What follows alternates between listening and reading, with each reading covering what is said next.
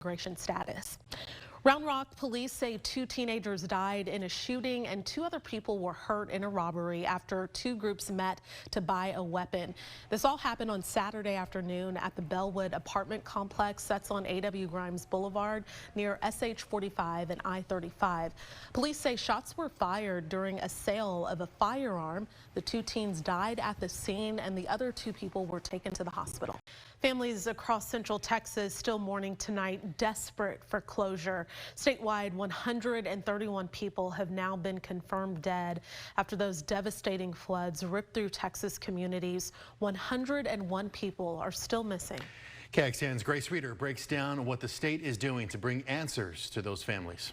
As some work to rebuild after devastating floods hit Central Texas more than a week ago, we want our brother back. We got to have them all back to send them to heaven together. Roughly 100 others still painstakingly waiting for closure as their loved ones remain missing. Sherry McCutcheon has already learned her mother and brother are among those dead. Another brother, Gary, is still unaccounted for. She's desperately hoping search crews find him. But I hope it don't hurt them. I know it has to. If I could just go give them all a big hug. Texas Governor Greg Abbott meeting with those first responders today. Thank you for being out. Yes, sir. He stressed the importance of bringing closure to families like McCutcheon's, but also said the process of identification can take time. Sometimes it does require using DNA testing to identify who they are and identify who their family is. Sometimes that takes a few days to complete that process. Days is a long time to wait for this family. A third and final call for them will mean they can finally lay their lost family members to rest. But we saw the helicopters going by yesterday or day before. I don't know, every day looks the same. But they fly real low. You know, they're scanning the ground to see if they can find anybody. And when they land, I know they found somebody. And that's a relief. Grace Reeder, KXAN News. And Governor Abbott said today 25 states have sent resources to help Texas, whether to help in search efforts or help rebuild infrastructure. In Kerrville, a memorial honoring those killed and still not found continues to grow. KXAN's Brianna Hollis takes us back to the Wall of Hope. And I think everybody's kind of in a state of, I don't know, just confusion and just sadness. There's a lot of sadness. Everybody wants to help, you know. Many in that position are visiting the Wall of Hope. The Miami-based artist behind it, Leo Soto, showed up last week with laminated photos and donated flowers. In the following days, the wall transformed from this to this. Well, we've spoken with the artist, and that's really the whole purpose of the Wall of Hope, to come, to start it, provide the building blocks, and then let the community take it from there. Vibrant from afar and oh so personal up close. Messages in chalk, Bible verses, notes from family to one of the Camp Mystic girls who passed, a chair and the coordinates where it was found, and a bouquet with a note saying it was found, quote, alongside a family member who was returned to their loved ones. And neighbors keep showing up to add to it. In Kerrville, Brianna Hollis, KXAN News. Now to the latest impact of the deadly flash flooding.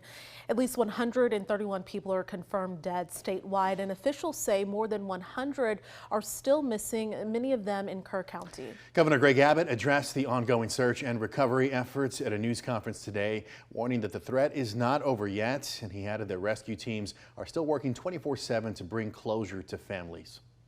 The goal obviously is to continue to find those who are alive.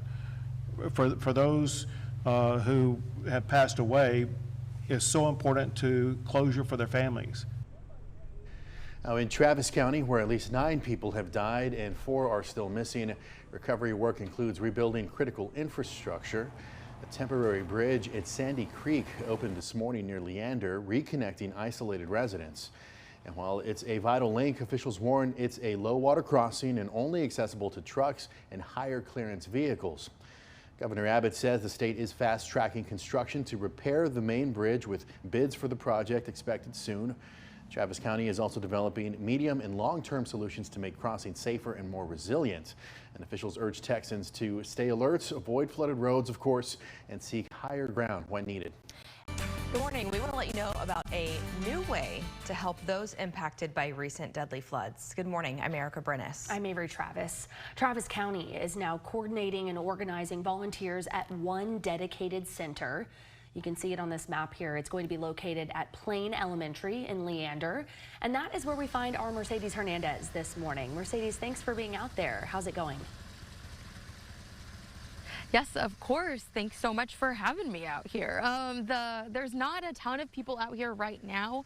It looks like a school in the middle of summer. Not a lot happening just yet, but I'm sure that won't be the case for a few more hours.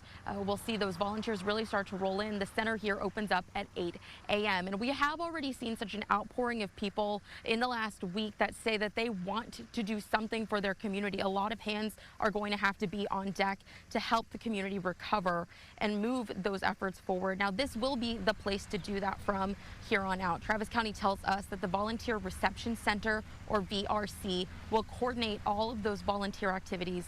Some goals in the county that the county says it has in setting up this center are to streamline task assignments, reduce the number of cars that are on the road in those affected neighborhoods, and improve safety for locals and first responders as well. Now, anyone interested in volunteering is welcome to report to the center during its hours of operation from 8 a.m. to 6 p.m. every day. Registration is not required, but those interested are encouraged to visit the Austin Disaster Relief Network website to view the available volunteer opportunities and register those online. We do have links to those on our website in the story up now on KXAN.com. The VRC will be open Monday through Saturday, and we'll be offering transportation out to those work centers in the neighborhoods affected until 2 p.m. every day. Live in Leander, Mercedes Hernandez, KXAN News. There's still so much debris to clean up after the floods, and today Travis County contractors began picking up some of the wreckage from county roads. And Jayla Washington shows us where the county is sending crews and what they're asking neighbors to do so crews can get the debris out of the neighborhoods. Neighbors have been sawing and chopping debris. Did we already cut this up? Dragging it into massive piles like these. I was going to try to get this out, but I can't. All while still searching for missing people after the 4th of July weekend floods. But what's going on out here is absolutely devastating. As you can feel, emotions heightened. Frustrated, yes, I am. Tension growing as the Sandy Creek community now works to resort these piles of debris so it can be picked up by Travis County contractors. We've had volunteers out here, hundreds, thousands of volunteers out here working their butts off to get these piles to where they are, and the fact that we have to now sort through it, and this is only one pile. You bring the dumpsters, you sort it yourself. The county has asked for separate piles for appliances, construction and demolition materials, brush and vegetation, hazardous waste and electronics.